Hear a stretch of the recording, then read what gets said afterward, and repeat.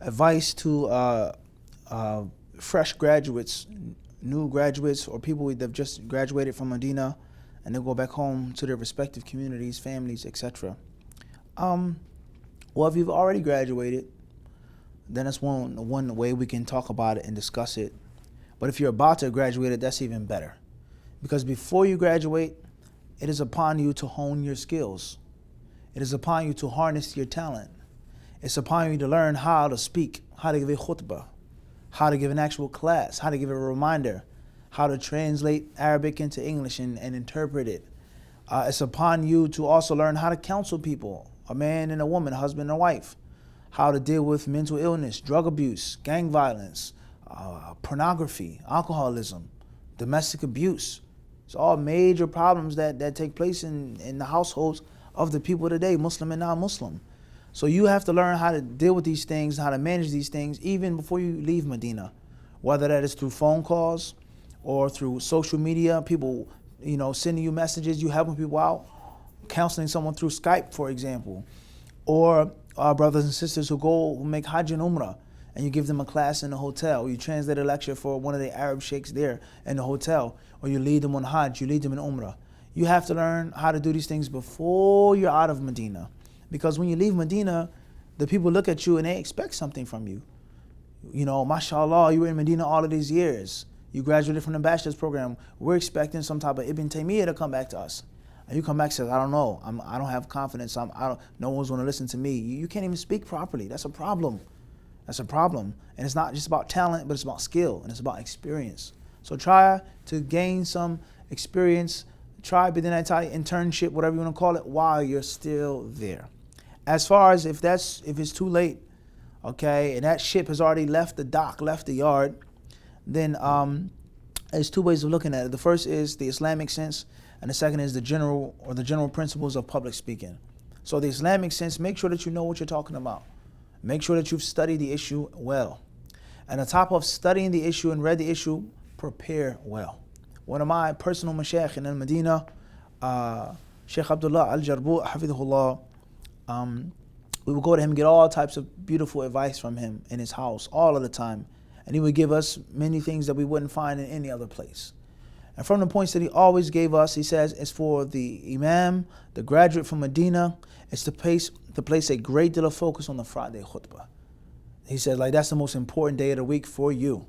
And that's one of the most important ways of you teaching is the khutbah. And to prepare well for the khutbah, to study it, to rehearse it, to prepare it, and to make it relative and practical, and most importantly, to make it strong. Deliver the message to the people. All right? So make sure that what you've memorized from the Quran, if not the whole Quran, the hadith of the Prophet ﷺ, the lines of poetry, the stories of the ulama, of the Salaf al-Salih, that you know it well. Proper pronunciation. You can't get on a minbar misquoting, mispronouncing things. That's going to take the respect out of the people's heart for you. He can't even read Arabic. Why should we even listen to him? So that's a major plague that many students they have. They can't even read Arabic properly. La hawla wa la quwwata illa billah. They recite the Quran, they misquote it. All right, they mispronounce it. So make sure that your tongue is correct.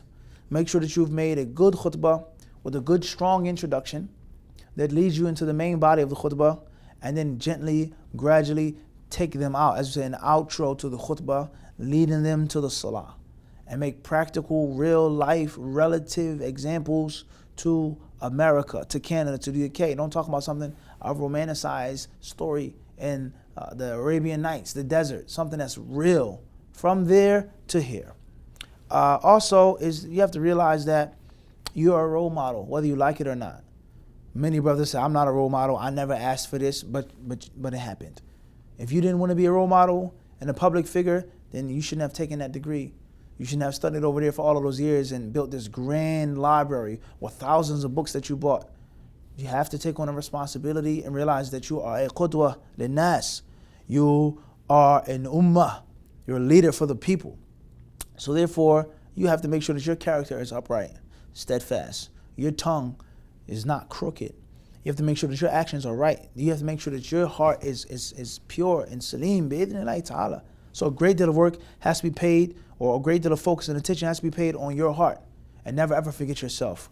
That's in brief. Also, you have to make sure that you take care of your health. Okay? That you sleep properly, you eat, you drink properly.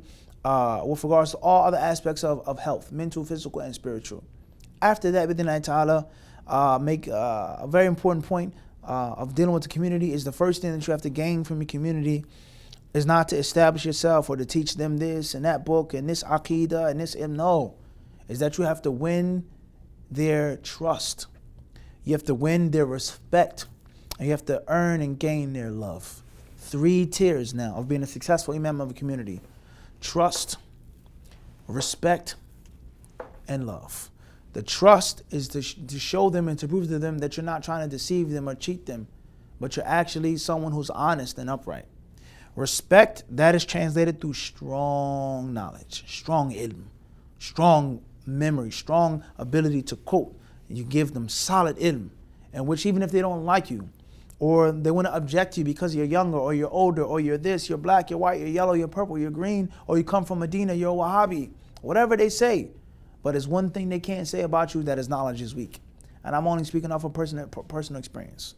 I've been in masjids, people look at me like, what the heck is this young 15-year-old kid doing on the minbar? He's a kid, look at him. He doesn't have a beard, he's skinny.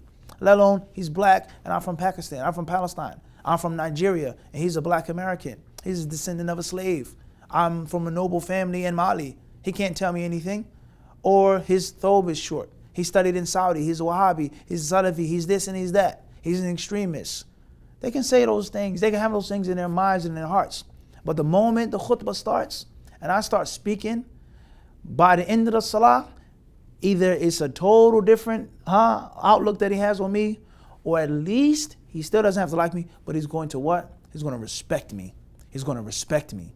So if your knowledge is weak, if your delivery is weak, if you don't have solid ilm, a strongly forged blade, then you can't gain the respect of your community. Last but not least is love. You have to show the people that you really care for them and that you want good for them and that you're trying to, bi-idhnillahi ta'ala, by Allah's permission, save them and deliver them from Allah's punishment. And that you are happy when they're happy and they're doing well, and when they're sad and when they're injured. You have to show your emotion to them as well. Make yourself available for the people. Make yourself a servant of the people. Don't put yourself as a king or a ruler or a dictator.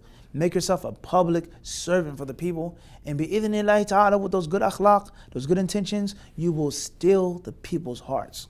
And when you have stolen their hearts, metaphorically speaking, when you have their trust, their respect, and their love, they'll eat out of your hand. And whatever you want to teach them, bi-idhnillahi ta'ala, they'll allow you to teach them. And if they don't want to learn it, then at least they'll allow their children to learn it from you. So that's very important advice.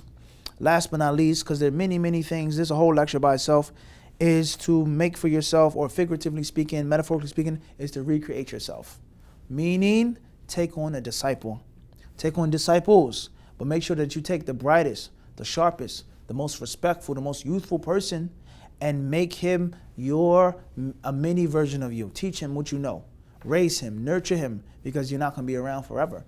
Whether you pass, you die, which we all have to face, or you become sick, you have to travel. You need someone that can take your shoe, fill your shoes, take your spot, and take the baton and carry it on to the next generation.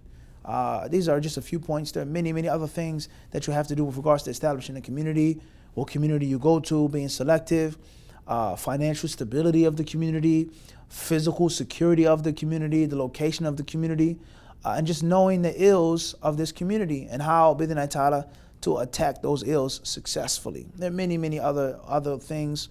This is all we have the time to mention for right now, and Allah knows best.